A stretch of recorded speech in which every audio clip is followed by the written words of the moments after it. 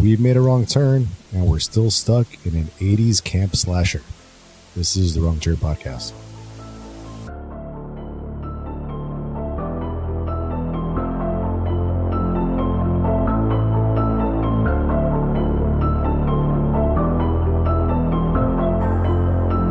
Yeah, you're good.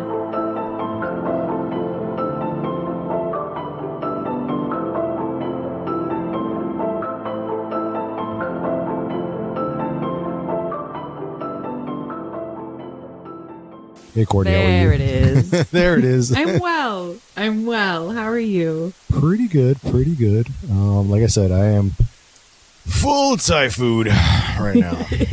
Yeah. You and Ming just had a buffet of Thai food. Yeah, the baby craved Thai food, so we had Thai food. She also craves violence from time to time, but Thai food was on today's menu.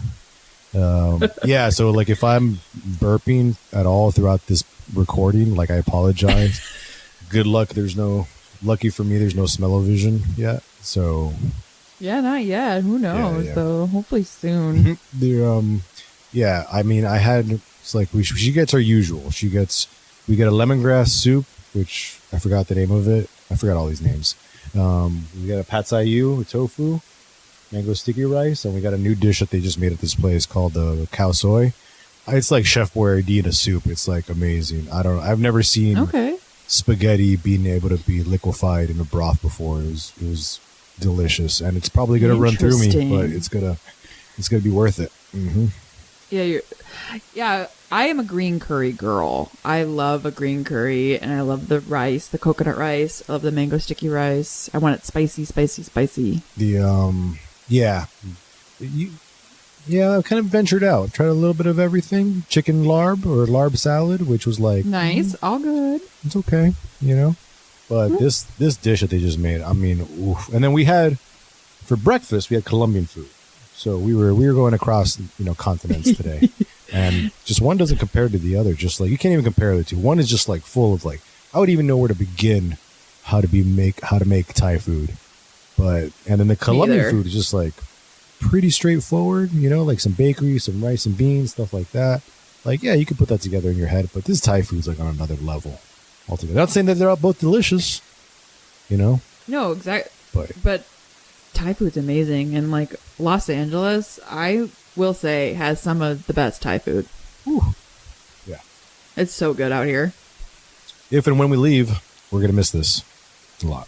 Mm-hmm. Yeah. Have you been watching anything lately? Not really. I'm sorry to report that I haven't really been watching anything out. I'm still on my Dexter train. Haven't quite finished it yet. So I'm still doing that, and then doing more podcasts, but nothing really horror related. Not bad.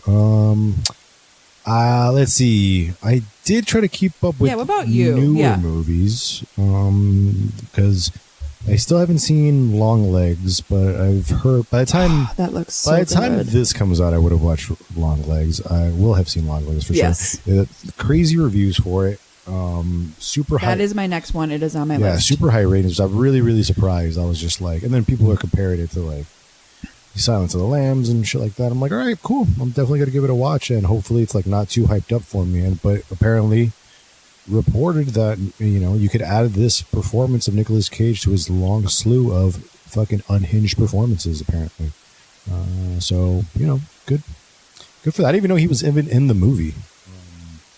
I knew he was in the movie, and if there's one thing we can depend on Nick Cage for, it's unhinged. Yeah.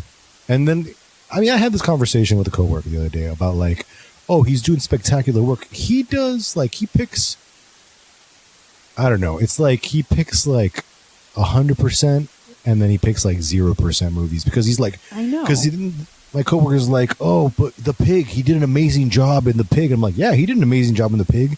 He also, that same year, came out with a movie called Jiu-Jitsu, where he plays an old martial arts warrior that fought an alien back in the day, and then the alien comes back and he has to teach the new generation of jujitsu fighters to fight this weird alien in a motorcycle helmet. It is as good as it sounds. And like those two movies were like months apart. Like, all right, like he's like Christopher Walken, where he's not really saying no to anything right now, you know? Yeah, I'm not saying he's not good. I'm just saying that like we guys could take it a notch down. Like, yeah, he's great, but he picks weird movies sometimes. Did you ever watch, I think it was called Mom and Dad? I thought that was great. That was fun. I thought it was amazing. Him and Selma Blair. Mm-hmm. That was a fun one.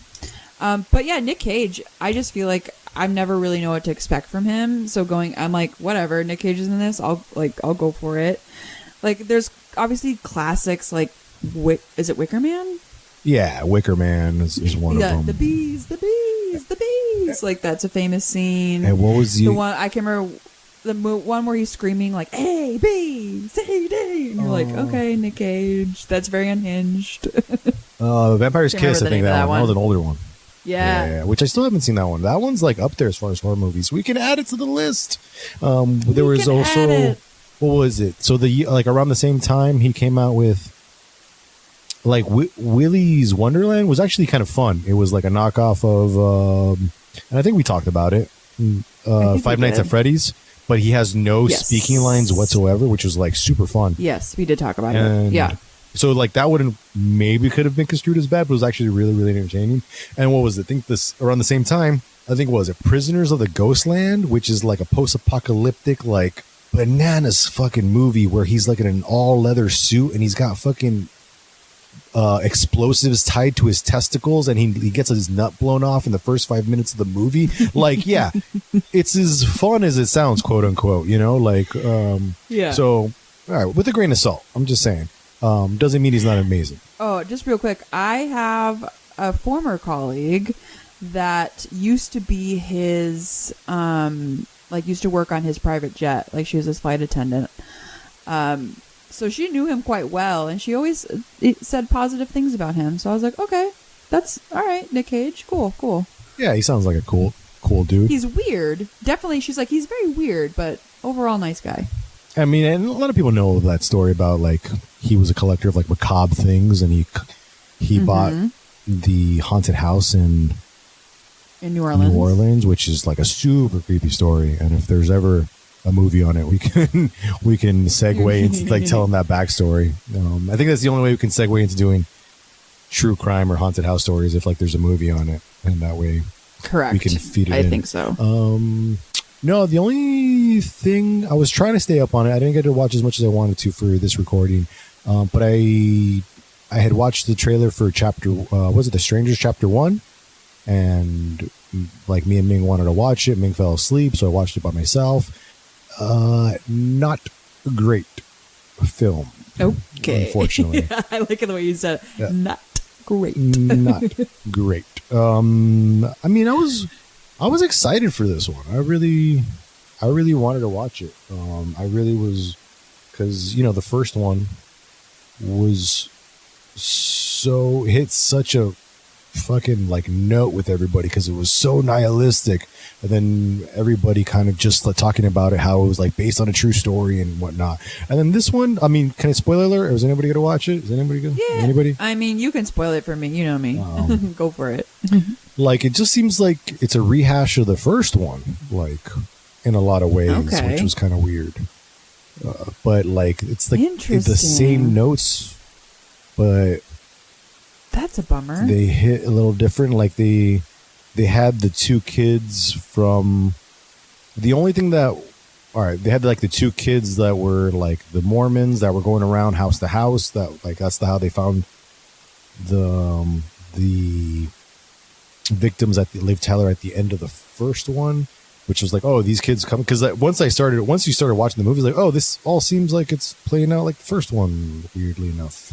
And they even had the same line, which was like, you're kind of like, you're minimizing that fucking movie and like how good it was by just repeating the same shit. And then this one is adding nothing to it. That's kind of a bummer. Yeah. Like, well, is it the main character accidentally kills somebody like they did in the first one? Like, remember, what is it? It's not Rob McElhenney. It's Kent Howerton. Yeah, from It's Yeah. So Sunny. We're always a Sunny Philadelphia podcast. Yeah. So we're just we're a low-key Sunny podcast. yeah. So as like well. I'm like, what the fuck is this shit? That bums me out because I fucking love Glenn. Ugh. Oh, because he was the yeah, and then like they kind of like feed into how he like proposed to his girlfriend, but she like wasn't ready yet, so they were like on the fence about it, but they were still like going for a job. Instead of coming from a wedding, they were going to a job interview in another city or whatever. So I don't know, it hit weird, and it's interesting because this comes from like Rennie Harlan, who is a very well-known director, but I don't think has done like much since his big break. I think like the last thing he was really, really well known for, like big blockbuster movies. He's been known for like Cutthroat Island, which was like, but nobody liked Cutthroat Island for some reason. But I was like a kid when Cutthroat Island came out, but this is like in the 90s. Fucking Long Kiss Goodnight, which I thought was fucking phenomenal. Blast from the Past, like movies people have seen. Blast from the Past was Brendan a Fraser, fun one.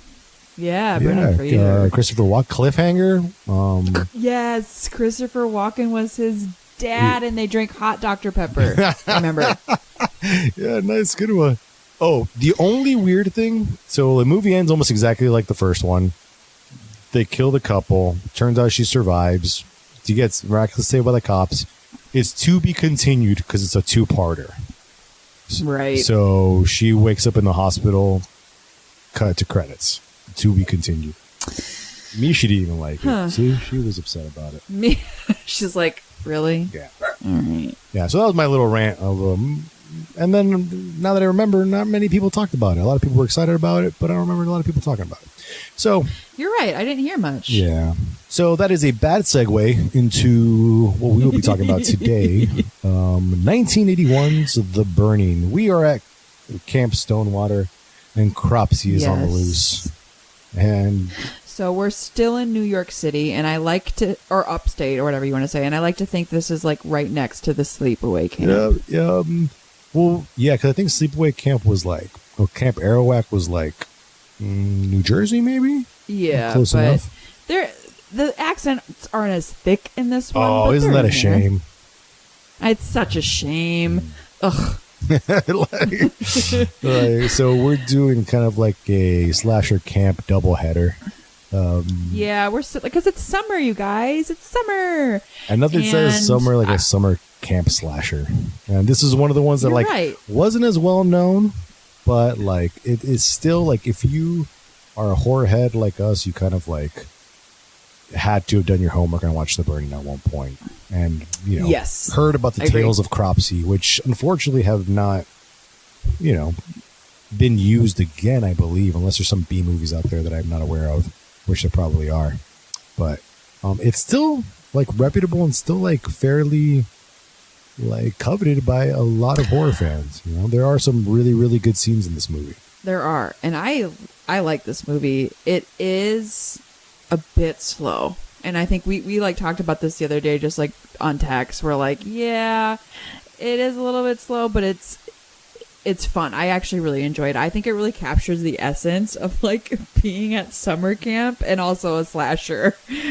I don't know. I really enjoyed it. I mean, these kids are just as horny, but not as horny. You know, like it's just kind of I know. Like not all of them are super horny as the other ones, but yeah, they're horny. But for some reason, it just feels like I get it. I'm like, yeah, like it's not too much horny. I don't know how to, maybe that's a weird way to say even though there is a fair amount of sex in this one compared to Sleepaway really Camp. Is. All right, but this came out a couple of years before Sleepaway Camp. So if anything, Sleepaway Camp has, you know, to give its accolades to this movie. So this was like almost right after the first Friday the 13th, and unfortunately was helped produced and written by the Weinstein brothers, who are horrible fucking which people. made me immediately concerned for every single woman in this movie, and especially the ones that have to show their boobs. I was like, ugh. Yeah, so let's just get it out there. Yeah, there were already some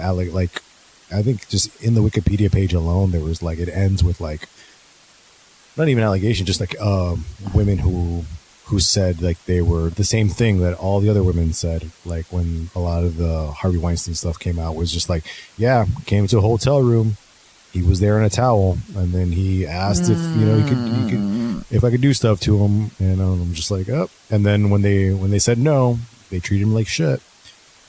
Awful fucking people apparently. But yeah, so then they were trying to ride the coattails of Friday the 13th and how they basically turned a low-budget film into a blockbuster.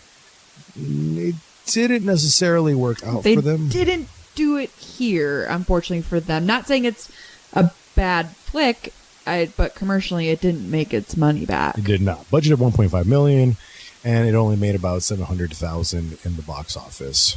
But it is rated 6.3 out of 10 on IMDb, 77% on Rotten Tomatoes, and 89% of Google users, which are just people like you and me, like this fucking movie. This does take place at a summer camp where teenagers pull a prank on the camp caretaker named Cropsy, who is the basis of an urban legend, who probably takes notes from a real life serial killer that took place in Long Island and not upstate New York. But essentially, Cropsy is like an urban legend, a boogeyman who takes kids away who misbehave, essentially. Is it? That's what I found. Okay. Specifically in Long Island, for some reason, of all places. Okay. Because apparently there is this long stretch in Long Island that is just forest. Like, if you're in Long Island, if you walk over a few blocks from certain prairies, you can be in some like deep, dense forest areas that go on for a few miles. And apparently this is where Cropsy resides. Furthermore, Cropsy is possibly based on the serial killer. His original name was Frank Rousson, and he changed his name to... When he started serial killing, he changed his name? After the first time he was caught, I believe he changed his name. Because he also was a pedophile. So like this is like a weird like play, but I'm not sure they knew about this at the time. Right. Because I looked up a little bit of the Cropsy urban legend as well. Because it is New York based, like you said. Long Island. Staten Island. Shit, my bad. I'm sorry. Staten Island. That's Oops, sorry, Long Island. Sorry, Staten Island. Those are two very different places. But mine was like there was this Cropsy maniac, I guess is what they're calling him, was basically a formerly respected member of the community who goes insane and retreats into the woods. And you are correct in it being like this urban legend to tell the kids at the camp to like basically bring unity to the camp and like there's a threat in the woods, so like we got to stick together, like that kind of thing. And it's basically like a really just a mentally unwell person. Yes, unfortunately. Other urban legend tellings of this story say that he was an escaped mental patient from the Willowbrook mental asylum in Staten Island. So he escaped and taken some kids and murdered them. So behave or go to bed on time, eat your vegetables, whatnot. Yeah, that kind of thing. So like, be good at camp, kids. Cropsy was loosely based on the criminal Andre Rand, who was also named Frank Rousson, I believe, before he changed his name. And he done a fucking... Well, there's at least like 5 murders that he got caught for one, but 5 that I believe are missing persons that he might have been in the area while these people were missing. 4 of them, I believe, were girls, and one of them was a disabled girl. And it's just, the guy's a fucking monster. So the reason why they took this and were like, horror movie. Cropsy makes children disappear, essentially. So behave. Got you. We're doing an awful version of, we're doing a really butchered job of retelling this part right here. At least I am, sorry. But I don't even want to give this guy kind of like the light of day, because it is a horrible, horrible, like, at least like with the Amityville story, like it's such an interesting story and it's so well known, but like I don't even want to give this guy like a title because the Cropsy thing, yeah. Which is weird though, because he's called Cropsy and like there is no, I'm not sure why he's called Cropsy. Like there isn't an actual reason. It wasn't like that was his like you just said his real name that had nothing to do with it. So yeah, but he was actually an orderly at the Willowbrook mental institution. So that's where kind of like the urban legend and the real life encounter actually kind of like cross. But yeah, he's an awful person. And this is kind of, but see, at least they knew enough to like not base the main character, the main villain or the main slasher of Cropsy like on the actual guy. They just call him Cropsy. Yeah. They just call him Cropsy, and they're just using that urban legend, and they basically kind of made up this guy. Yeah, in a way, like they give you an origin story for Cropsy, essentially. Yeah, and I'm okay with that. Like, that's fine. Nobody knew about it before, like especially exactly. I didn't. Yeah, I certainly didn't. Especially if you didn't live on Long Island. Yeah. Sorry, yeah, Staten Island. Like fuck. Sorry. And that's the basis, like that's literally the intro of this movie is like, I don't know if we want to like hit play and we can kind of like so move through this. As like we do, we will have this movie playing on in the background just for a point of reference. You guys can join along if you want. So this will be edited for the final product. So if we skip along, don't feel out of place, guys. And also, it's kind of okay with this one because, like, I was just going to go right into it. Like, that is the intro to this, is we are seeing these boys, like, getting ready to, like, give old Cropsy some shit because he's the caretaker of this camp. Yeah, which is, and it's really weird, though, because they were, like, in the synopsis, they say he was an abusive caretaker, and I'm like, we got none of that from this fucking movie. Like, correct. He's an abusive alcoholic caretaker, and we do get the alcoholic reference, and like later on when they're like telling the campfire urban legend story kind of thing, you get more of it. But right away in the intro, you're just kind of like, the dude was sleeping, and they're pranking him as boys will prank. It goes wrong. Yeah, this is another sign. Like, so they're getting together, our gang from Meatballs, essentially, like any other gang in an early 80s movie. They're just a bunch of shitheads gotten together that are just going to pull a prank on them. They're like, oh, we got them good. And they all confirm that they want to do this. And then we don't see what they're really going to do. But this guy sneaks into Cropsy's bunk. See, but I didn't even get the whole part that he was even a drunk. But I mean, kind of makes sense because this guy walks into Cropsy's room. It's so tiny, like it's a really tiny detail, and I only had that in my mind is because I read the synopsis beforehand. See, exactly. So it's so minor. Yeah. It's so minor. Like there's no way. I was like, oh, I guess he's an alcoholic, only because there are empty bottles around him. But whatever, he could be messy. Well, I guess that makes sense because I was just like, he gets up for a second and he scares the shit, which is a nice little, attempt at a jump scare. Little jump, like, oh, who's gonna get up? He gets up completely, and then he just like goes back down. And I'm like, oh, I was like, how the fuck did you not wake up? But now it makes sense because he's a drunk, so he's just like fucking passed out. But again, we had to find that info out. Like it was not given to us in this movie. Yeah, but I mean, I guess they're trying to show, not tell. So then they leave something in the room, and then all the boys start knocking on the window, all spooky like, which is essentially. I would have loved it too if this guy's like passed out drunk. He's not waking up. No. Like they could have been there for like an hour before before he actually reacted. He reacts right away, and then he sees a burning skull or a skull with some candles in the eyes and maggots all over it. Which I would have been like, I guess that would have freaked me the fuck out too. And then immediately knocks over the skull. And apparently there's just gas cans. Like, he likes to line his bed with gas, which is fucking weird. I'm so happy you pointed it out because I was like, okay. Like, if the boys didn't prank him and it was an accident, like, they didn't mean to murder him, like, he would have been dead in a couple days. Like, he's a drunk with gas cans in his room. Like, I mean, I'm sure they weren't expecting to murder him. Was he drinking the gas? Yeah, I mean... Like, they were not expecting to murder him. It was supposed to be a prank, and it went wrong. A la Charlie Kelly with huffing gas, Kelly. Just for fun. Yeah. Huffing paint, huffing gas. It's like, what is he doing in there? Yeah, I mean, that would have made sense. Maybe that's why he's passed out. Yes.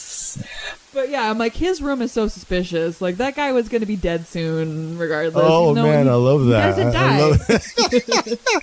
And for some reason, so all these kids fucking hate him. So they pull this prank on these guys. He knocks over the skull, sets himself on fire, and he lights up like fucking Christmas. And he just runs out of the room. And the kids, instead of stop, dropping, and rolling, he just fucking just runs off into the fucking woods. And the kids are just like, oh shit, I guess we should leave quickly. And we glazed over the ridiculous all-star cast that this movie fucking had. Brian Backer, who played Alfred, who's going to be introduced to us shortly, who played one of the leads in Fast Times at Ridgemont High. Ned Eisenberg, which is like, I don't know, he's been in so much other stuff. I can't really. Jason motherfucking Alexander from fucking Seinfeld. Did, Fisher Stevens, who I think most recently was known for being one of the lawyers in Succession, and Holly fucking Hunter, who you can't which you can barely tell in this movie because I don't think she's really got like any major lines. But yeah, so that's ridiculous that some of these people went on to have great careers. But unfortunately, like some of the main cast, like the two camp counselors and Sally and Glazer, like really nothing never of heard note. Of again. Yeah. So Cropsy survives this horrific attack, and we go to the hospital, and I just want to say that we meet the funniest black doctor ever. Oh, I thought he was. I thought he was an orderly. Orderly? Oh, you're right. Okay, that's right. He's talking to the new guy, and he's like, "Yo, so you want to be a doctor? Like, I gotta tell you something. You gotta come check this guy out. He is cooked. He is a freak. He is disgusting. Like, he's the funniest. Like, the way he sells this. The most unempathetic orderly I have ever met at a hospital. Yeah. This fucking He's like, dude. You gotta come look at this ugly fuck. You would wish you were dead. And I'm like, oh my God. Yeah. It's the 80s. And he's like, if you're going to be a doctor, you got to check this shit out because this is the kind of shit you're going to see from day to day. And I'm like, he went through medical school. I'm pretty sure he already saw some like shit. This is his residency. Yeah, I just love it so much. Like I went back and watched it a few times because I was like, this guy kills it. Like, so he's like, you gotta check out the burns. Yeah, exactly. So then they walk into Cropsy's room, and they just like, you gotta look. And for some reason, the orderly looks like in fucking ecstasy, like he's fucking hungry or like he's getting off on looking at him because he licks his lips for a little bit. And I'm just like, what the fuck is this? Are you getting off on this? Like, is this your fucking king? And then the doctor sort of like sneaks in, and then we get our second jump scare where Cropsy grabs him really quickly, and then they just kind of stand there screaming for like too long of a second. And then the orderly comes in, or not the orderly, the doctor comes in like, oh my God. I know, the burns are so bad. Yeah. But amazing practical effects here, though. It is, the burns look fantastic. All the effects were done by one Tom Savini. Hell yeah. So hell yeah. He had actually passed up on doing Friday the 13th Part 2 to do this movie, which is actually something like one thing like this is what I said when this movie has great like practical effect scenes, especially the ones that come up, and Cropsy's fucking makeup in the end when he's revealed, fucking horrific. Yeah. Like that's actually gross. It's gross. Like you're like, oh.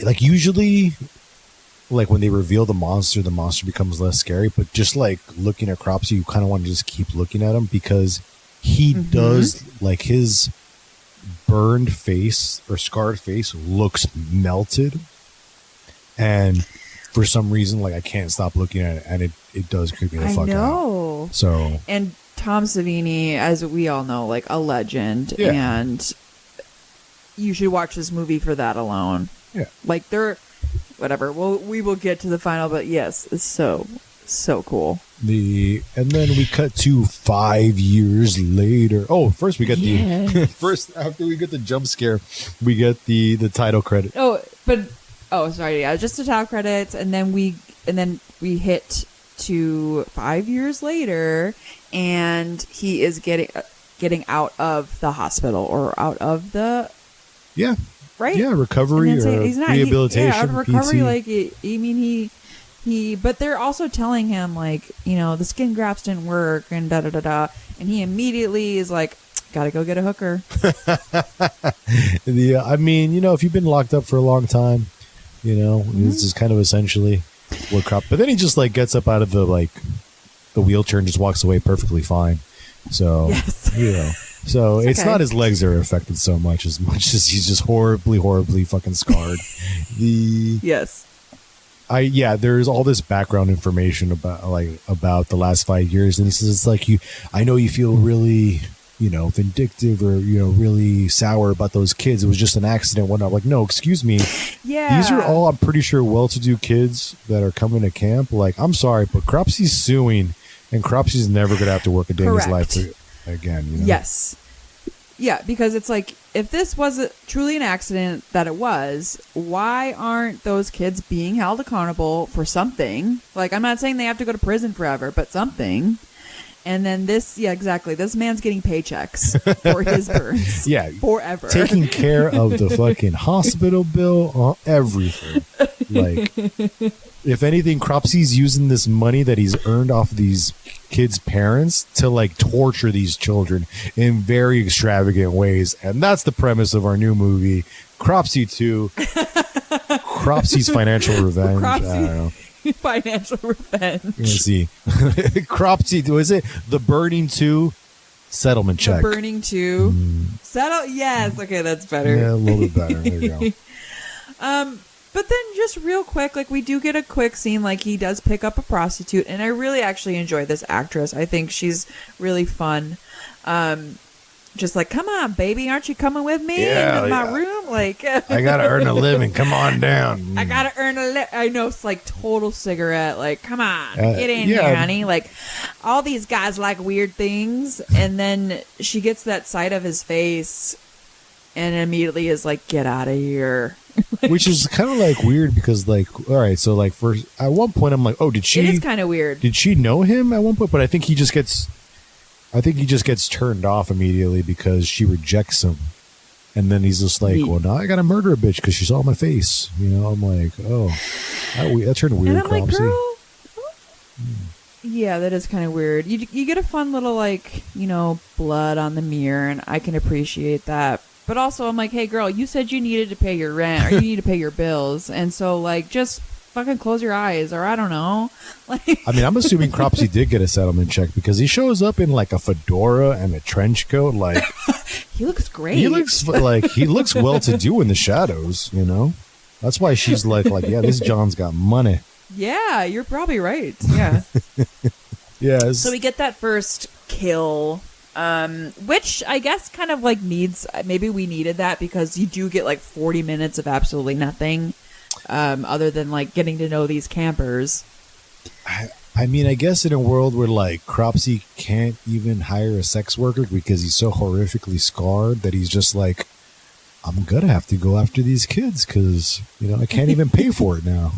And now we are at Camp Stoneway? Stoneway? Yeah.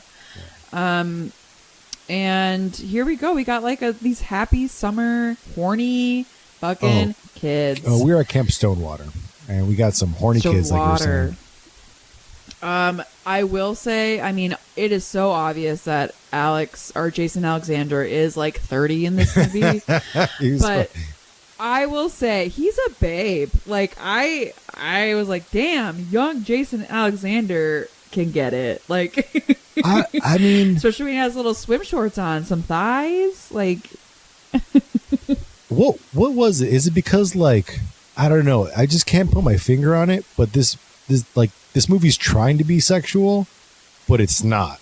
It's like it's kind of like missing like these. Yeah, I believe that these kids are horny, but like it's just text because the kids are like, oh, I'm super horny for that ass. Look at that ass. Yeah. And I'm like, okay, yeah, I guess I don't know. It's weird. I don't know. It hits different for me altogether. Like the tone is completely different. Except where, yeah. Like, you're just kind of like, you don't get it? Or, because Not believable? You're not believable is, yeah. Yeah, I can see that. But I do, like, because there's definitely some scenes where I'm like, that's fucking dumb. And I just kind of move past it. Like, I'm like, that's not really. Is it the lack of, like, you know, tight boy shorts and, like, you know, boy crop tops that I'm like, it's just not. Maybe it is. Maybe it is. Maybe we were just really feeling Sleepaway Camp so much in their outfits. And this one's like a little bit like, oh. Yeah. Okay. So you do get some butts still, though. We do get some butts. That's like, and butts. that's what Jason Alexander and, you know, was it Ned Eisenberg are basically just slobbering over a girl that's like 2 feet away, very loud. And Eddie, who's Ned Eisenberg, walks over and he's just like really creepily just grabs this girl, and be like, "Hey, meet me at the rec room at 8:30." And I'm just like, okay. She's like, for what? She's like, just be there. And he like walks away. And he's like, is that how you talk to him back then? Yes. Okay. So you are correct. And I think there were parts of this, especially that the parts that are like rather rapey, I will say it, that just made me like hate Harvey Weinstein even more. Because I was like, motherfucker, like wrote this. Yeah, right. Like, is that why it's like? Is that why it's like hitting so gross? Like, I'm unsure of it. Yeah, because like, it doesn't. I don't know, not believable and fucking pervy. I guess. Fucking weird. Yeah, it's fucking pervy in a way where you're like, dude, no, like that's like, yeah, that's all I can get. Like, there are some things where I'm just like, ugh, shut up, Jason Alexander, just be cute in your shorts. Well, Jason Alexander is fun because, like, yeah, he does come off like a perv, but it's not believable. It just seems like he's just having a good time, and he's just like I don't believe he's a fucking perv because he doesn't actually do anything perv other than say some fucking gross stuff. But I'm like, yeah, he's just talking shit. He's just kind of he's just kind of like, yeah, that's a hot ass, and it's like, okay, it might be a little like sleazy, but you're just kind of like, whatever. Yeah. So they're playing baseball, and we're automatically shown that Cropsy's in the area because some girl, Tiger, is looking for a lost baseball, and Cropsy's about a murder, which would have been our second murder in a quick succession, but no, Cropsy missed his shot, and we're just weird because then we're just introduced to all the kids having dinner and how one of our female leads more horny. Yeah. Which I forgot this female. Her name Michelle? is Rhonda? Right? Oh, I thought it was Michelle. Is she like the lead? Because she's like the lead woman counselor. Oh, no. Yeah, that's Michelle. I'm talking about the girl she's talking to. I think it's Karen. Oh, yeah. It might be like Rhonda. Yeah. Well, the girl. And she's so unsure of like if she wants to have sex or not. Yeah, because she even says it. She's like, he scares. Yes, I know. That's like what I'm talking about. I'm like, this. But then she goes, but then sometimes I really like him. And I'm like, ma'am. And then her friend and Michelle's like, well, just get on with it. Like, yeah. What are we talking about? Yeah, she's like, we don't talk like that. Oh, it's fucking weird. And then we just cut to the next morning. We're just like, we're just giving like a little bit of just like foreshadowing of just like what might come later between Eddie and we're going to say Rhonda. Yeah, it's Rhonda now. Sorry, I forgot. No, I think it's Karen. They do all of names. Maybe it's Karen. It's Eddie. Maybe it is Karen. Eddie and Karen. Because they do kind of like have their little couples. Yeah. In here. And then we're introduced to our second perv. Apparently all the boys in this camp are fucking pervs. Are a little bit of pervs. Because Sally, right, that's her name. Yes, that's Sally. Goes to take a shower. No big deal. And then we have Alfred that is sneaking up on her. And I do like a little bit of like the cold, like, ooh, like, do you think it could be the killer? But it's just this perv. Which is funny because they're actually not even put in the same scene. And we hope that these kids are 18 because you're just like... We really do. It feels like they are. Yeah. But again, Harvey Weinstein. And I can't remember. This is like, just like a lot of the nudity that we got like in the 80s with these high school kids was just like... unnecessary. I guess so. Are they... Like, even Sally in the shower, I was like, we really didn't need this, like, from the low angle shot. But, like, it's... And also, like, Alfred is pretty much a perv this entire movie. Like, I guess he kind of redeems himself a little bit in the end, but I don't feel like he ever really learns anything.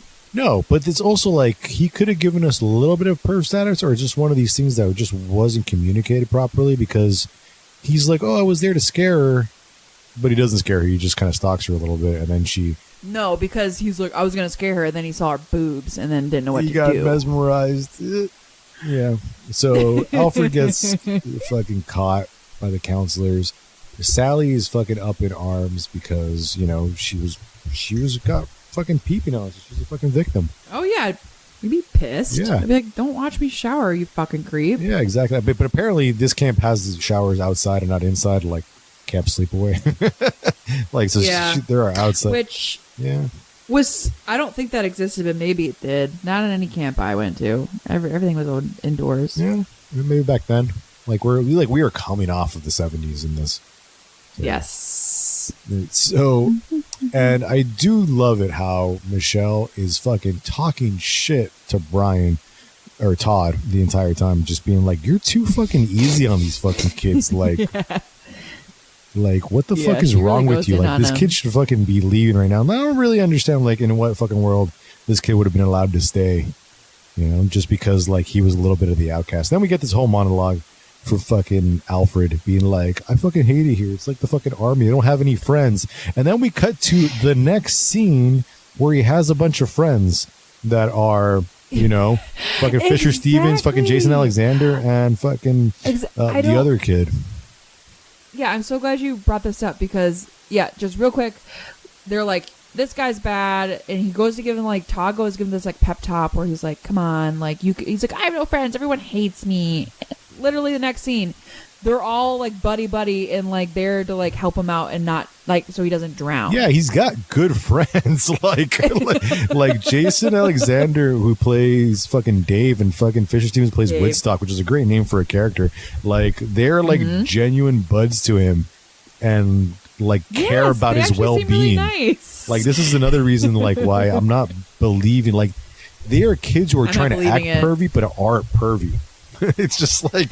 Correct. I think this is why it's not hitting home to me. Yeah. And again, Jason Alexander is very much like 30 years old. He already has a receding hair. Poor guy.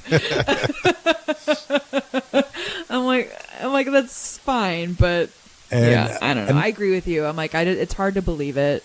And I don't know if it's because it's lost in translation because, like, such a well-known actor. Yeah, since we do know him so notably as, you know, George Costanza at this point, but I don't know. I mean, he's fine, but it's just, we're going with the tropes of, like, this summer camp movie. You have the jock, you have the bully, you have the sex, like, people, right? So all of these characters are just so one-dimensional. It just gets really old that we've, like, focused so much on, like, so much time to try to, like, build them up when it's, like, not necessary. This is a slasher. Oh, like, okay. Yes. So in fairness, yes, I know what you're talking about. We do get a little bit of, like, that sort of generic tropes, but this being 1981 and coming off of Friday the 13th, this is before our tropes are fully established, right? So... Okay, yeah. So we have Ned Eisenberg, who's kind of our fucking suave, you know, like Lothario, but he's kind of super fucking rapey. And then we have the jock, who's Larry Joshua, who plays Glazer, who all the girls are, like, infatuated with, but he's kind of is a dumb jock. And he's, like, the least pervy of the bunch, but he's, like, I don't know, the fucking meanest dude in the fucking camp. And he's also, like, 30. Like, yes, yeah, also very he old. Looks like he came from his construction job and is, like, sleeping at the camp at night. Like, it's just like he's a man. He is not fucking 18. He's a man. He's a whole man. Yeah, well, all of our other kids are like, so Glazer is giving fucking Alfred a really hard time because Sally's his fucking girl, and how you dare fucking creep on my fucking girl. Next time I'm gonna fucking beat your ass. And then Todd comes and saves the day. And Todd's a fucking good-looking chap. He's a good-looking leading man, right? But then, like... Yes, yeah. We spend so much of our other time with all the other characters. So, like, when we jump back to Todd at the end of the movie, I'm like, oh, I didn't realize you were the main guy in this movie. Yeah. I forgot. I forgot you were there. Yeah. I forgot you were there. Yeah. So it's kind of all over the place. It is. But like I said, this is before. It really is. This is before like our tropes and like kind of like the formula's kind of established. So Okay, this is a fair little bit comment. more I raw. appreciate that. You're right. You're right. You are right. And I'll give you some more info for that later. But enough said for now. So the boys are just trying to make Alfred feel better. Like, let's go for a swim. And like I said, this is where we're like, that fucking scene where like, oh, you have friends. You just, I don't know what the fuck you're talking about. You're just sorry, Alfred, you're just some fucking perv. You want to like watch women shower. You want to watch people have sex. It's just like, fucking stop. Well, see, like, all right. So like I said, is he an actual perv or is he not a perv? Because then I'm confused though. Because like he could have been trying to scare her. But maybe he wasn't, you know? And then later he does catch these kids having sex. With like, were you being a perv? Or you were just, I don't know. Like, if you needed more information, you needed like one or two more times to really be like, oh, you're a piece of shit, Alfred, and we don't find you redeeming. He does at all. have like peeping Tom vibes though. Like why? I don't know. Because like, I don't want to like jump right ahead. We got the fact where like Sally and Glazer are like having sex, where he literally like wakes up and follows him to be like, I'm gonna go watch them have sex. See, but I mean, did he know, or he was just gonna see what the kids were fucking up to, like, and then I don't know. Okay, yeah, I guess you can argue that. Like, but, I mean, they're all horny. Because he doesn't say anything, or he actually doesn't. Other than that, doesn't actually do anything else. Yeah. To be pervy, you know, he just doesn't want to be at fucking camp. All right. So regardless, right. Glazer keeps picking on Alfred, throws him into water. Fucking Alfred can't even fucking swim, so it's attempted murder. the guys pull him out of the water, and they try to make him feel better, making sure that he can fucking breathe. As Glazer goes and hits on all the ladies on the floating dock, right? And this is where we get like fucking Glazer and his fucking crotch shot, just his little like almost like wedgie. yeah. He pulls himself up onto the fucking dock like a pull up. He's like, yeah, how you guys doing? You know, you guys, and he's like the only one that has a thick accent.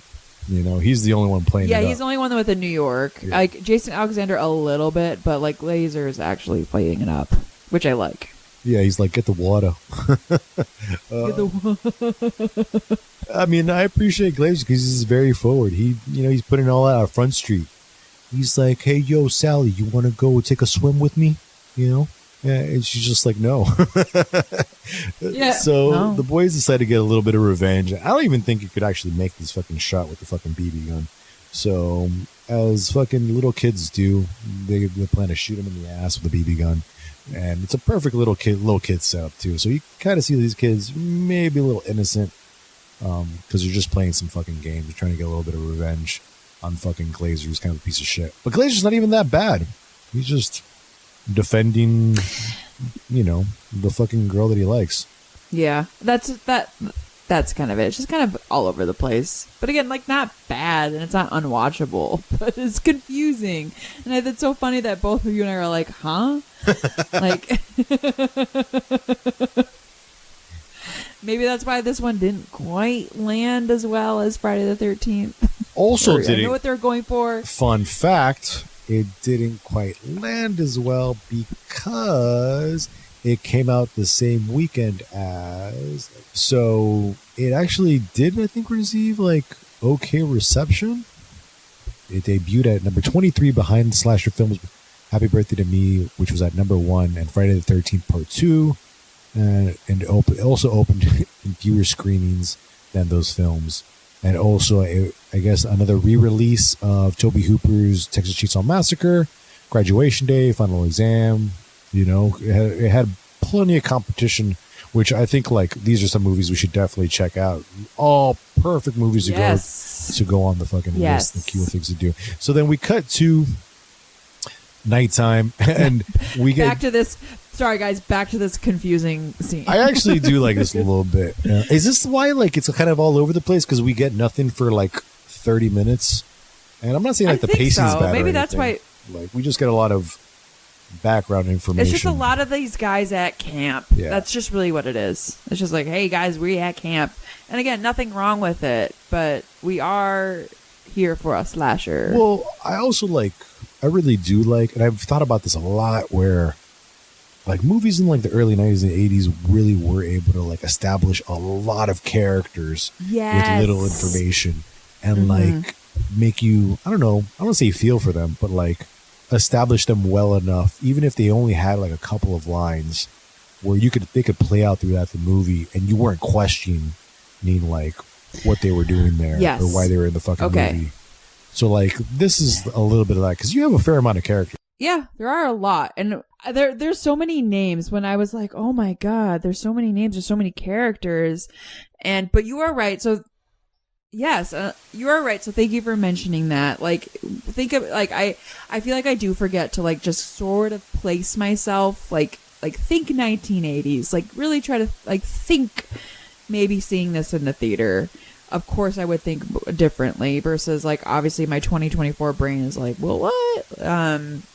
But I do enjoy this movie. It's just it's just a good way to set up a lot of characters in a short amount of time. Yes, it is. Yes. Example, Fast Times at Ridgemont High. I don't even know how many characters are in that movie. And of course, in that movie, there's a lot of parallel storylines. So each character is kind of their own little adventure. But it just feels like that's just not something that's done as easily nowadays, because they want to focus on one character and one character's arc, essentially. So Jason Alexander walks into the boys' cabin, and apparently he's the fucking business dude. He's the man that makes all the moves. You want anything, you go to Jason Alexander. He shows up and he's like, who wants the hustler, who wants the playboy, who ordered this, and they're gawking at a nudie mag, and they don't reveal the nudie. They're just boys looking at some nudie mag. And Glazer, who's fun, I guess the most sexual out of all of them, but to him, he's no, he doesn't look at a nudie mag. No, you got to try the real thing. Get the real thing. Yeah. So he is, and he needs his condoms lubricated. Oh yeah, he needs his rubbers. Sorry. He's these ain't lubricated. I'm not paying for this. Which is really sweet of him to make sure that they're lubricated. Well, that's fair. Very nice, Glazer. And also, he's the only one practicing safe sex. So yes, he's not a bad dude. I was gonna say, I'm he's pushy. He's pushy, but he's being safe. Yeah, can't really be mad at him there. Oh, he's actually also really tender with Sally later. Yeah. They have sex. He comes too early, and he's just I bet you want to leave now. He's very vulnerable. I know. He's like, I'm sorry. I bet you want to leave now. And she's like, no, actually. And I'm like, oh, Glazer, okay. Yeah. He's not a piece of shit. He just acts like one on TV. He really does. He's just and then as soon as he's really intimate with the woman he really likes, it's aw, poor, aw. It's all a facade, guys. We just act tough. Yeah. And he's like, I'm like, yeah, it happens, Glazer. It's okay. You just kind of, I wanted to say it. Yeah, you should try the real thing sometime. Yeah. You should try real things sometime. We cut to Alfred, who looks outside and gets a glimpse of Cropsy. And he just freaks the fuck out because he essentially saw a mutated man outside, and nobody believes him. Frightening. Essentially, because it's Alfred. He's nobody's gonna believe him. They already accused him of one thing. Now he's just the boy who cried wolf. So you could have played this thing up. Either it's Alfred being the perv or being mistaken as the perv. Or just unreliable narrator. It'd totally be something you could work with. Let me go back to the cafeteria. Yeah, isn't that? Oh, yeah. Well, this is the next night. So this is a whole 24 hours since we got to the camp. Yes. And Glazer's just giving him more fucking shit for everything. This fucking grown man picking up a child. There are going back because we are fresh off sleepaway camp. There's a couple good insults in here. I'll give him that. Not nearly as good though. Nothing on the level of sleepaway camp. Yeah, nothing like sleepaway camp. It's weird though because it's Glazer's unofficially part of their group, but not because he he picks on everybody else. And then this is where you get Jason Alexander acting kind of like a fucking perv, because he's asking, because him, as the guy can get anybody anything, he asked the ladies if they need any spermicide, and I'm just like, ooh, okay. Yeah. Exactly. You're like, is that how you flirt? I'm like, is that yes, again, I'm like, I feel like this is really creepy ass like Harvey Weinstein writing. Like, if that's what he thinks is appropriate. And like the girls are paid to act like, flirty. Like, so I'm like, yeah, that's not a good line. They're like, oh my God, like Jason Alexander, he's so funny. I'm like, it's not. Like, that wasn't cute. Real quick, I had a little real life horror. Go for it. Speaking of like gross men, but it was someone that I matched with on Hinge, and we were only messaging on Hinge, just like a little casual back and forth, like da da da. Hadn't even set up a date. Hadn't even like given him the real phone number. Like, hadn't like, not even there. I think it might have been like, I don't know, around dinner time, and I like basically excused myself from the conversation, and I was like, yep, gonna be busy. And then not like an asshole like that, but you know what I mean? Just like, hey, I'm making dinner, like, kind of talk to you later. Like, I'm done conversating with you for now. Not here. And then it was like 11 o'clock at night. He had messaged me again, and it was just, can I ask you a question? And of course I looked at the time and I was like, I'm not answering that. Let it go. And then in the next morning, when I had woken up, and I think he had messaged me again at like 6 o'clock in the morning, it was, I guess I got my answer. That was it. And I'm like, okay, well, fuck you. And immediately unmatched him. I was like, the audacity you must have that I didn't respond. Yeah. So yeah, you just kind of got to move on. 100%. Fuck that. Going back to the Blocked. movie. All right. And then we cut to the next day as the older kids in the camp are going to a sleepaway down the lake. So there's about 20 of them, and they are in their canoes, and they're going to camp downstream. And all the kids are wearing the same clothes they wore yesterday. Some of these kids probably fucking reek, especially the boys. Ming complains all the time because sometimes they say I stink. I can smell myself, and she's not in her head right now. Right. Back to summer camp. Back to summer camp. We are the troop has settled down for the night, and they are all around a campfire where Todd, our main camp counselor, is telling the story of Cropsy, who, I guess this is where you would get some more of that information, that he was a drunk and that his breath would strip the paint off the walls. But see, we didn't get that from the story before. We did not get that in the beginning. Yeah. So we find this information out in the middle of the movie. We're like, oh, so he was a bad guy? I guess. Exactly. Yeah. Loved his garden shears. Yeah. And then he tells this. But again, he tells the whole urban legend. Yeah, apparently this story was very well told around campfires in upstate New York and New Jersey. The legend of Cropsy, but like I said, different variations. Was a escapement patient, was abusive, but like I said, loosely based on Arnold. Fuck, I forgot the guy's name again. Fucking. It's fine. Remember, we were like, don't give this guy any more credit. Yeah, he doesn't need it. Well, there is a couple of documentaries on it. There is The Girls of Willowbrook, and there's the Cropsy documentary, I think. And then, in a good gag, as he tells the story of Cropsy and what happened to him 5 years ago, and then he ran out of the cabin burning. He says, I will have my revenge. I will have my revenge. And, they get scared by one of the campers coming out, which is funny though, because they didn't know what Cropsy looked like, but they have a mask that looks an awful lot like him. I'm like, yeah. And then I love a good campfire gag like that, little scary story. I wonder who kind of did it first, You're right. I wonder if this is like something they would do at like actual camps, like have somebody dress up and fucking come and scare the shit out of everybody. I think so. Yeah, right. I mean, that's what it feels like. If I could get a good scare. I do like that mask. I really do. look. I mean, it's like you got a mask that looks a lot like the fucking dude. Like, how the fuck did you pull Yeah. it? Okay, Tom Savini, did you do that? Like, I mean, I'm sure it was done for the movie, but I'm just saying, like, Todd, like, you're right though. Yeah, coincidence? Like, oh, it's just the Cropsy mask that they fucking marketed. I don't know, whatever. Weird. Like, wait, was there after a Halloween horribly costume? burned this fucking poor man alive, like, yeah, They made him a Halloween costume, or they made like a joke. yeah, Poor man. exactly. Eddie and Karen in our follow-up scene, Eddie and they're gonna go out Karen. for a little midnight stroll after the spooky story or whatever the fuck, and Eddie's making the moves on Karen, and he's being pushy, but he's not being pushy. He's like going in for a kiss and she's pulling away and he's like, what's up with you? And he's like, you know what? I'm going to go for a swim. And she's like, we don't got any swimsuits. And he's just like, we don't need no swimsuit. Yeah. He's like, you're free to do what you want. Doesn't matter, I'm going baby. to take a dip. He'd basically be like, giving her a carte blanche. She's like, you want to come in? You come in. You don't? You don't. But then she follows him. And then, Eddie gets really handsy really quickly.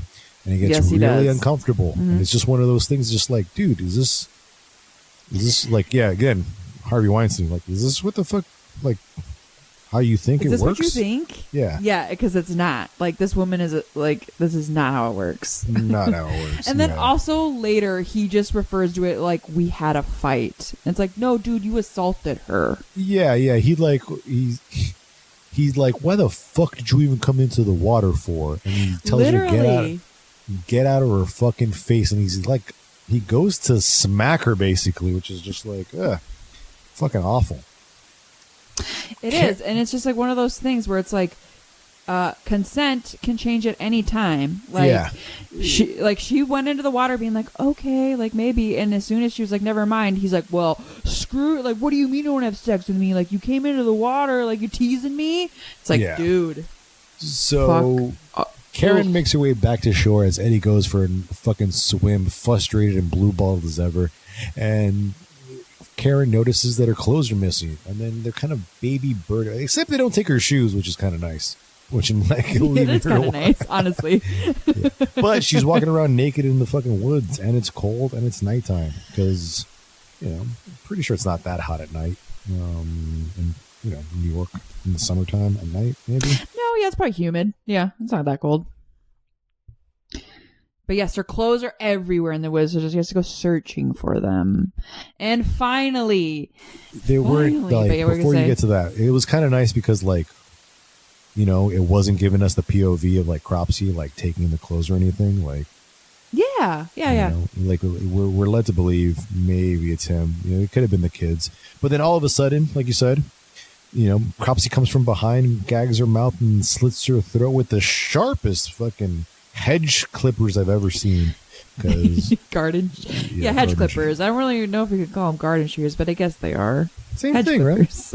Yeah, same thing. right? Yeah.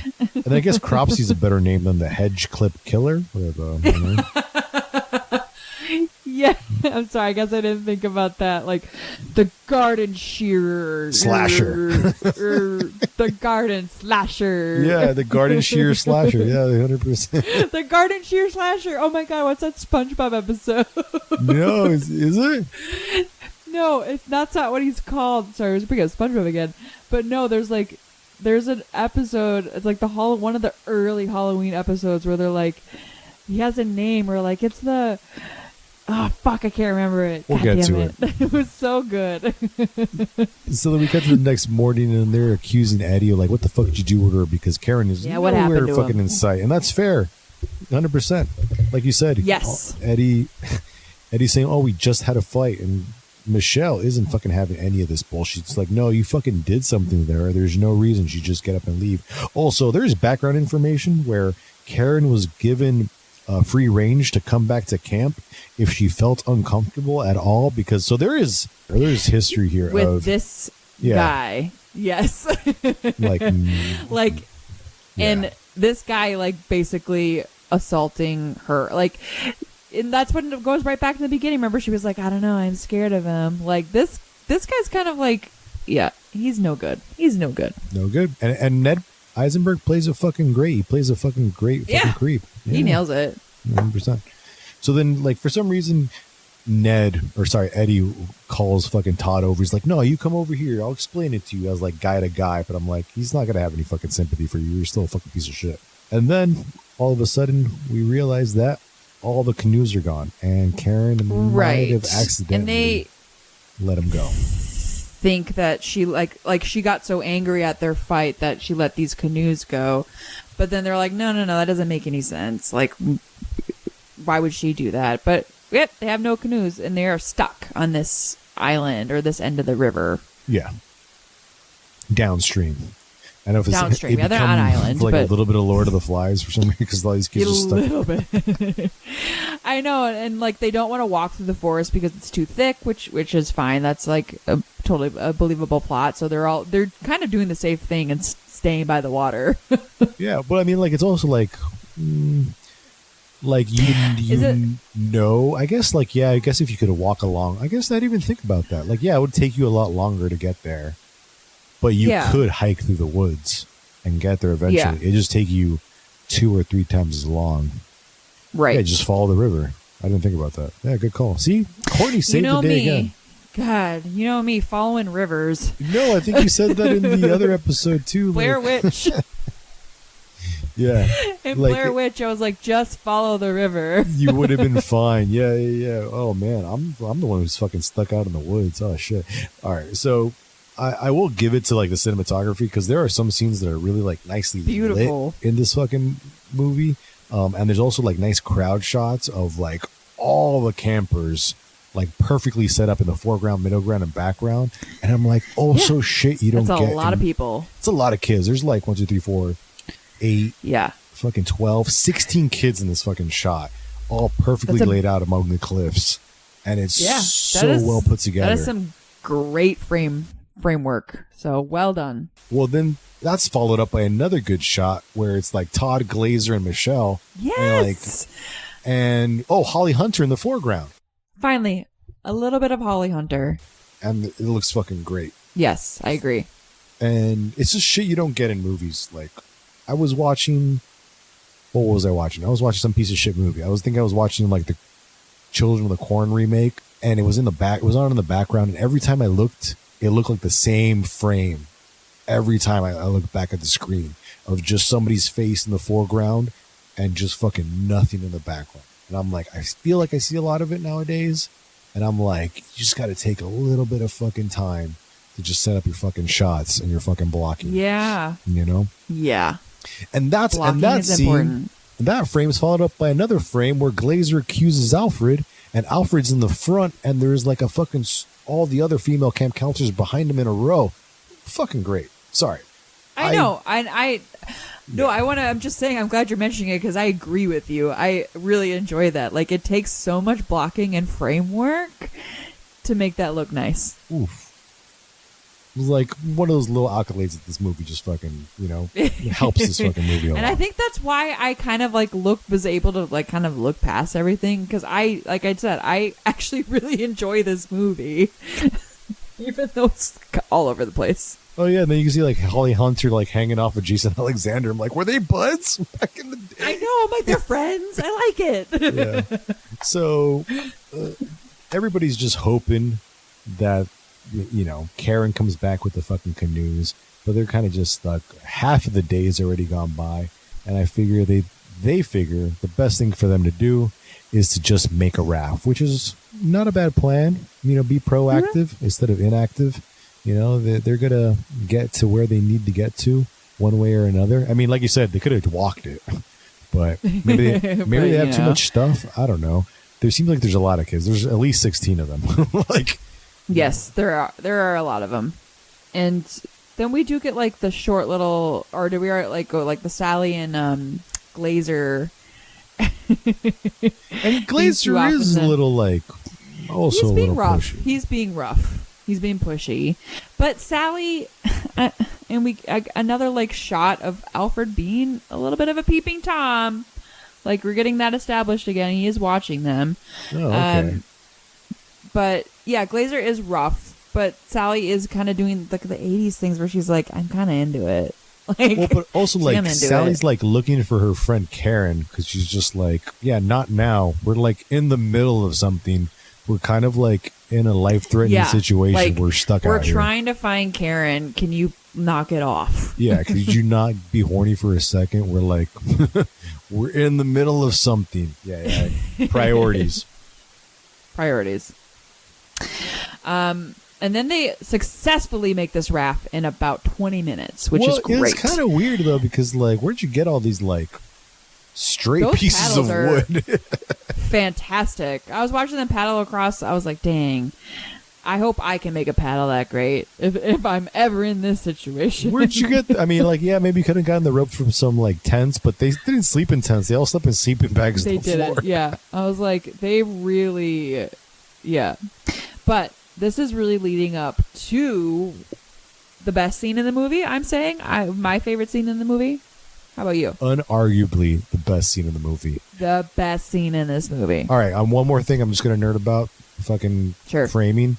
Again, they're tired because there's a great long shot of them just paddling across the fucking river, and they're Yes. like microscopic compared to the rest of the frame. It's great. I And love they're struggling that. too because I they love are. that. One thing that you don't realize is that they are going against the stream, The current. So yeah, hard, even in harder. fucking with oars that they made by hand, which I'm just like, yeah, that's not not great would be for. so fucking hard, which is once again like, just walk up the river, you guys. But Yeah, whatever. it's a tough row essentially. Yeah. Yeah, it is. But like you said, we're getting to the best scene of the movie. They get to one of the canoes that quote unquote Karen accidentally let loose while she was making her getaway, which wasn't the case. And they're all super excited. They're like, yes, our canoe. Yeah, because now they're like, oh my god, this is going to make it so much easier to get back home. Even though there's 5 of them, and I don't know if they'll all fit in the canoe. Maybe it's room enough for 4? Somebody's going to have to stay back.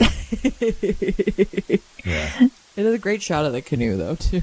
Yeah. So which I'm like, also like, this setup is kind of weird where I'm like, I think I had those shoes. The ones that, it's the one that Woodstock is wearing. With the green ones? Yeah, I have the those. green and yellow ones? Yeah, that's they're cool. like exact same color. Yeah. But all right. basically, they just approach this canoe. They're so psyched about it. They're like, yes, we're getting our canoe. We're going to be able to get back. And bam! Gropsy pops the fuck. You get a great shot of the garden shears coming up and above. And we are just stabbing teens. Old school FX style. Tom Savini kills it. Fucking goes from 0 to fucking 100. We get no 100. kills for like most of the movie, and then we're just like 5 kids dead. I think this is probably why the movie like lives on, like, and has the cult following. Yes, because like you get like 3 fingers chopped off, you get like right through the neck, you get a slice through the forehead, and it's deep and it's bloody and it is so well done. Yeah, it's Round the of 0, applause. it's the 0 to 100 that like does it for me. Like Yes. we get like Yes. like I totally thought they were gonna find the fucking canoe, and like I was like, no way is Cropsy in the fucking canoe waiting for them as I was You're watching right. this fucking movie. Yeah. I was like, I really didn't see that one coming. I thought we were going to get a gross, like, Karen body or something. Yeah, exactly. I really thought that was it. I was like, cool, we're going to see that Karen's dead and it's going to be panic. And I'm like, oh, shit, no. Yeah, exactly. I was just like, oh, I thought they were like 100%. I thought we were going to take a break. I was like, no way is Cropsy going to kill him out in the water. That's so unpractical. But like I said, before horror tropes and before like obvious setups. So, Yeah. the movie is very raw in that way, but it's one of those accolades that work in its favor. So then we cut to Sally and fucking Michelle and Todd. There's a lot of kids. There's a lot of kids. There's a lot of couples. I guess we find out like they're in a couple, which I was like, all right, I guess the counselors. Oh, they kind of gave that away in the beginning when she was like arguing. Remember when she was like all up in his ass about like, you need to like teach these kids how to be right. Well, I mean, yeah, I just thought she was being a responsible adult, Yes, but like they did kiss. Oh, I might have missed it because I was blinking. All right, whatever. Oh, it's true. You would miss it if you're blinking. Yeah. But you were right to assume that she is being a responsible adult, but then she's also kind of really going in on him as like her boyfriend. So then we cut to Glazer finally getting Sally and Glazer getting it in the woods.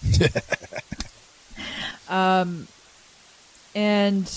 it looks like exactly, I feel like we've all experienced. It looks like exactly. Glazer fucks like he looks like he fucked, like too quick, too fast. Yes. like it's just some couple thrusts here and it's over, and Sally lands. That's all. I like how you're like. I like how like we've all been there. Somebody who talked too much game and didn't perform adequately. And you guys, it happens, but this is like we discussed, like you really get this like vulnerable side of Glazer where he's like, I guess you just want to leave now, don't you, Sally? And she's just like, no, it's okay. Like, some people call it different things, you know. We call it PCH, post cum head, or that moment of clarity when you realize, like, oh shit. PCH. Yeah, I'm sorry, I don't think I've heard that one. Post cum head. It's true. So, you know, he becomes all sensitive and he can't act all tough because he just kind of embarrassed himself, you know. Yeah. But Sally's not going anywhere, and he's going to be the tender, caring lover that Glazer can be.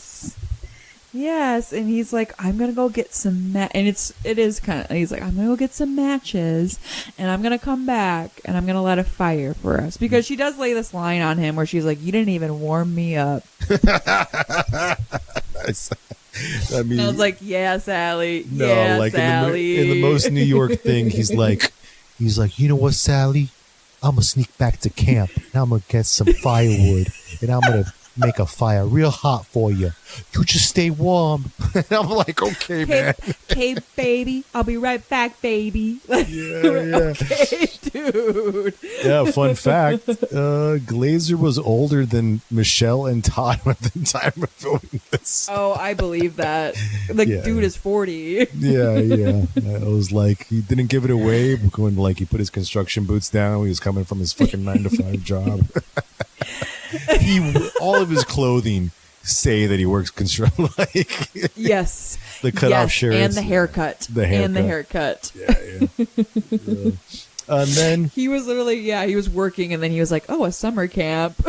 And then as Glazer leaves, Cropsy enters the scene as he's stalking Sally, and Sally's fighting for her life. He's not really seeing like what he's cutting, but I guess he's just like slowly inching towards her chest, and she starts bleeding out of the mouth, and the exit stage right Sally. I'm like, Glazer like had to go all the way to camp to get firewood. I mean, like, and then he just like looks around like the floor. He doesn't like, I guess he gets the matches from camp is what he does. And then this is where he wakes up Alfred, and that's why Alfred follows him, because he's just like, what the fuck is they? So it's not that Alfred's being a perv. He just wants to know what Glazer's going to do. But it's probably because he wants to see you. I just feel like it's probably because he's like, I bet they're having sex. That's all this guy's been talking about. So I just feel like he's probably having sex. I want to go watch. Yeah. That's the vibe I got. Fair. But it's just like, because he waits less than 2 seconds to follow him. He's just like, all right, I'm going to go watch. Fair. So then Glazer gets back to Sally, and he's just like, you staying warm, Sally? And then uncovers, this is like a weird setup too, because I don't understand like the physics of this. Cropsy was under the blanket with Sally, or the shears were. He uncovers the blanket, and then you see the shears immediately, and they get stabbed into Glazer's chest. And it's a great scene where it's a zoom shot of Glazer being pushed back into the woods, and he's bleeding, fighting for his fucking life. Spectacular. Fucking love it. It's a great setup. Great setup, great execution. I love it. You are correct though in the fit, but it's such a great but it is such a great shot that I'll give it a pass. It is really cool. Yeah, and apparently Cropsy has that fucking like the pulling out of it. Well, he has that like landscaper strength because he's picking up Glazer like with the garden shears, and he's just like lifting him really, really fucking easily. And Glazer's got to be like an easy 160. So Cropsy's really fucking strong after that fucking horrific burn. Yeah, superhuman powers now. I guess, right? So yeah. Alfred runs back to camp, gets Todd, tells Todd, but nobody believes him because Alfred's got a history of fucking talking a lot of shit. Yeah. Nobody wants to believe him because he's fucking perv. He is. It's like, Todd, Glazer's fucking dead.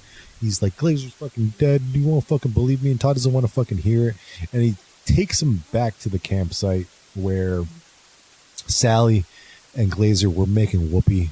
They uncover Glazer's body and Cropsy attacks Todd. But all of a sudden, Cropsy starts missing. Like, he's fucking batting 100 right now. Then all of a sudden he scratches Todd. Todd faints. Dare I say, just glazes him? Ayo. Like it just ayo. Yeah.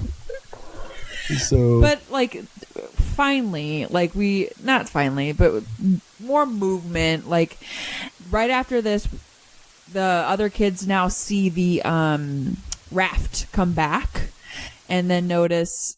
I mean, they don't notice yet, but they send Michelle out. Michelle's like, all right, let me go check. Like, the Raft's coming back.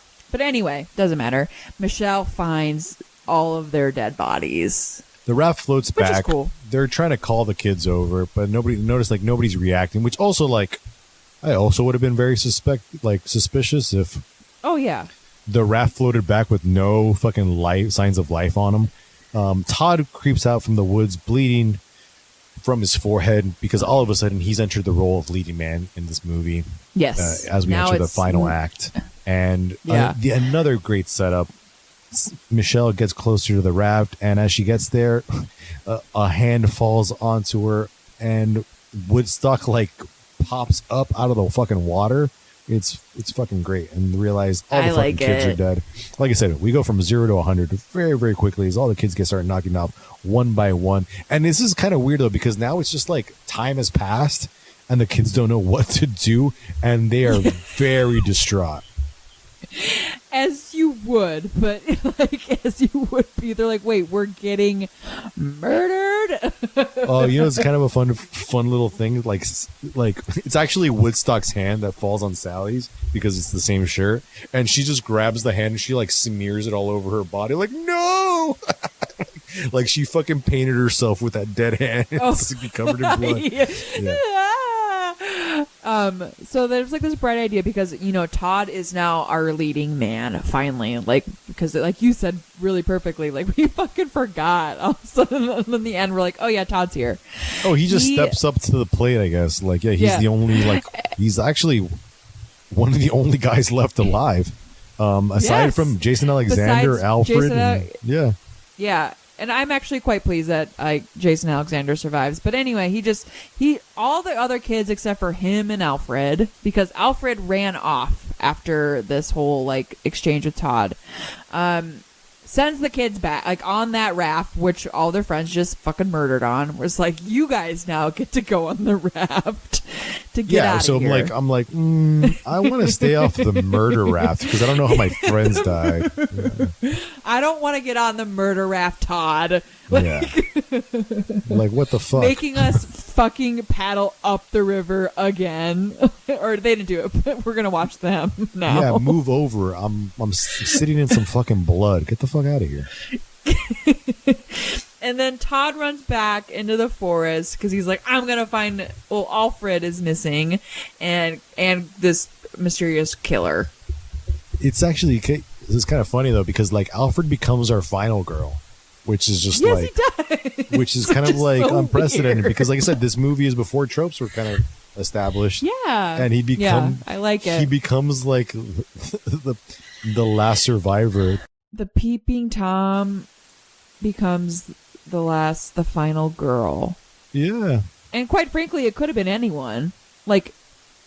Yeah, like, why was it makes sense. Why was it Alfred? Because he was, like, the youngest and, like, the puniest, so like he was always the outcast. Like, were we supposed to be made to believe that he was like maybe involved, but that's not the case at all. So it's like he was never a villain. He was just always like, oh god, the weird guy, like peeping around. I mean, if he was like, I would have possibly liked it a little bit better if he was a piece of shit, and then he gets his comeuppance. Like if he was the super pervy character, like doing really pervy shit and really shitty shit, and you know, doing false allegations and fucking peeping in on girls and being a super creep, like all the other guys in this fucking movie, you know? Yeah. Sorry, Eddie, or like that guy deserved it. So then, like, if he would have been killed horrifically in like the most horrendous way, then I'll be like, oh, 100%. Like now you're just giving us like, you know, I don't know. We're vicariously living through the killer because we're like, yeah, fuck Alfred. Yes. But yeah, Alfred didn't really do anything. So we're like, okay. So the campers make it back in record time, apparently. Yeah, apparently it was very easy, and you can actually see everyone on the other side. Like it was. I'm sorry. I want to know. I'm like, you guys, like, really was never that far, but that's okay. This is a movie. But so much. Yeah, they were just standing on the other side of the lake. No, but then like it's always interesting in fucking movies where like somebody's dead and nobody wants to believe them, and then she like points out to the kid, like to the other counselor, like, no, look at the children. They look like they've gone through fucking hell. And I'm like, yeah, you're right. Those kids look like they were beat up. They saw some horrific shit. Like, why wouldn't you believe her? But also, Edgar, I'm sorry. If someone comes up to you and goes, oh my God, this person's dead, your immediate thing would be like, no, they're not. Nah. I mean, like, you wouldn't immediately be like, I'm sorry, what is happening? Like... I mean, like, because that happened with Alfred and Glazer. Like, when he went up to Todd, he's like, Glazer's dead. He's like, no, he's not. I'm like, no, man. Like, what the fuck? Like, go check. Like, go check. Yeah, all right. Like, even if, like, this is a so-called, like, uncredible person, yes, I cried wolf, da-da-da, you would still check. When you would. I would hope so. I mean, you got to do due diligence and actually check. For some reason, all the kids are covered in dirt all of a sudden. I'm like, well, did they walk through a fucking smog? Like, what the fuck? Are they all chimney sweeps? Yeah. It was the murder raft. Yeah. So dirty. So it becomes a long chase scene with Alfred. You don't even see, like, Cropsy going after him. You just see fucking Alfred running. You just see scared Alfred. Yeah. Slack Which jawed. bums me out. I would have liked little shots of, like, garden shears or, you know... you get one before he gets caught by Cropsy. So I think originally it was going to take place in a cave, but they didn't have a cave. So then they shot in this abandoned mine shaft, which there's some really good lighting once we get to the mine shaft. A lot of foggy lighting, a lot of like lights coming from broken streams of wood. And we're just going to ramp it up because all of a sudden, Todd has a flashback, and turns out Todd was one of the kids that fucking lit Cropsy on fire. Yeah. So it's not like... It just so happens that Todd's one of the kids from the beginning of the movie. It just so happens. Cropsy doesn't know. Like... Cropsy doesn't give a shit. He's just killing. He's mad. He's just here to kill... campers because he hates all campers from here to the end of the turn, whatever, you know. So exactly. So us, like, literally letting us know that Todd was like one of the campers in the beginning, I feel like was unnecessary. But okay, I guess if we're trying to be like, yes, revenge or whatever, or I mean on Cropsy's side. That would have been cool if he was tormenting fucking Todd, like, but, you know. Yeah, but he wasn't. He's just killing, as a slasher does. Yeah. So yeah, Todd's just stalking around the abandoned mine shaft. He found an axe from the campsite, and this is where he has his flashback, and he's trying not to step. But this is like where some of the best lighting happens. Like, it's so good. As far as like he walks into some mood lighting, he walks across it, it's darkness, and he comes back, it's some more mood lighting. Like, it is a really, really nice setup. Cropsy throws, I don't know if accidentally or because you can actually see Cropsy like at the top of the little railroad there, like just hanging out. I like it. I know, it's so funny. He throws like a little cart at him and he gets out of the way. I like it. And then we get a great fucking intro. Oh, also, we glazed over the fact that Alfred was captured by Cropsy and is pinned to a wall, and he's gagged with some garden shears. So great. This is why I'm like, oh yeah, fuck Alfred. Let's fucking torture him. You know, like, let him have the worst death in the movie. I'm like, yeah, that'd be great. Yeah, okay. You're like, all right, cool. Yeah, let's go for it, right? So as Todd's replaying all the murders in his head of everybody that died, Cropsy has the fucking best fucking intro as he comes into the scene with a flamethrower, and then we get a great fucking view of Cropsy's ice cream melted face is the best way I could put it. Yeah. And like, it looks so great. It's so rememberable. Oh, 100%. It looks like Cropsy had no sun in the last 5 years. He is stark white pale. Which, how could he? Yeah.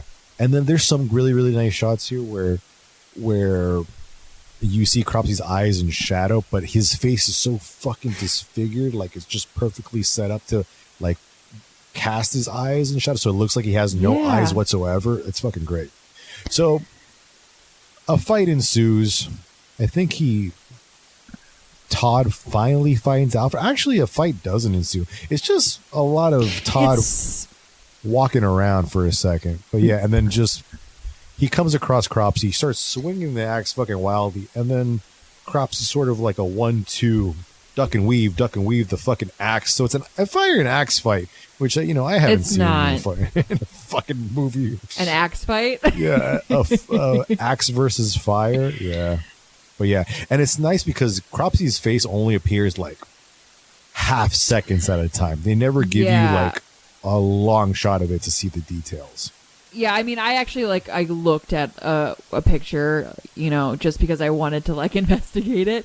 But I do really like when it is kind of like, oh, where does he? Oh, like, because you're like, ooh, like with the fire a little bit, and you get to see it. Cropsy's got Todd pinned on the floor. He's coming at him with the flamethrower.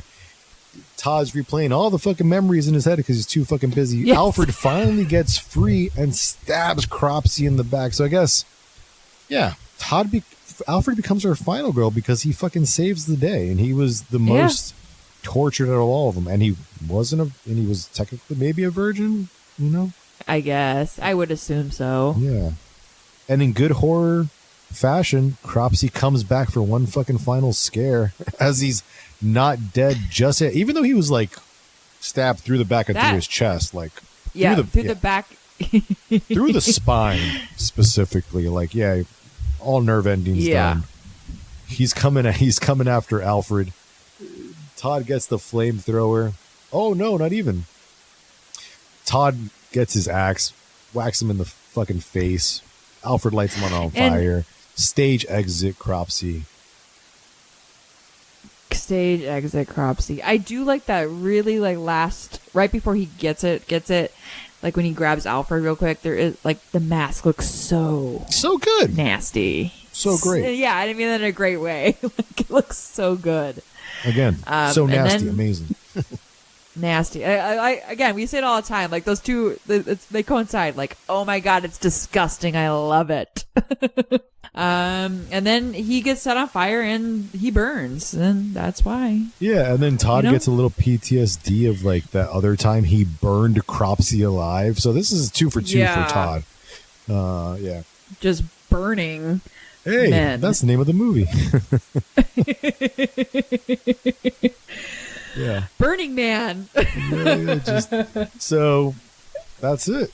That was nice. You guys, that's it. Oh no, there's actually a nice epilogue sort of where it's another camp. Oh, okay. Yeah, that's right. They're retelling the urban legend, which is a solid little ending there. Bring it all around. Bringing it all around. Circle back. We're telling more stories. And I love it too because he's just like, he's gonna come and he's gonna get you, and then it just cuts to black real fucking fast. I love it. That was actually really, really nice. And look, it's a good fucking scene. Like they pan out and there is like fucking 10 campers around a campfire and nothing but fucking darkness. It is so well lit. I was just gonna say, I'm like, their faces are so well lit. Oh. And So, I mean, I feel like you and I could just geek out how much we really like the cinematography because it is really well done. Yeah, That's hard to do. And it's hard to do. I don't think it's done as well. I don't know. I feel like a lot of movies don't do it as well, especially if they have the money and stuff like that. All right. Courtney. There we go. What are you rating it? Yeah. I'm going to land it on right where it is what does it say? Did you say 90% on Google? I'm not going that far. 89. But I will give it a 6. I'll give it a 6. I think any horror fan should watch this movie. I think this should be a go-to because there are far more worse movies to watch. And this is only an hour and a half. It is a little slow, but it's worth it. Okay. And I think you should definitely have it, especially if you're doing Friday the 13th, especially if you're doing Sleepaway Camp. It's good. I liked it. I think we still got one more month of summer left, so we might do one more summer camp one, or I'm just going to do my homework and just do as many summer camp ones as possible. And yeah, let's do it. Yeah, because I just got a list here, summer camp ones, but I only want to hit summer camp ones that were in the 90s and 80s. I don't want to hit anything in the 2000s. I love the feel of 80s and 90s camp movies. It's just... Yeah, it was a time. It was a time, and I enjoy it. I like camp movies in general, I feel like. I really like a summer camp movie, even comedies. That's fine. All right, guys. All right. Hope you guys enjoyed the episode. Talk to you guys later. Have a good one. Thank you. Bye.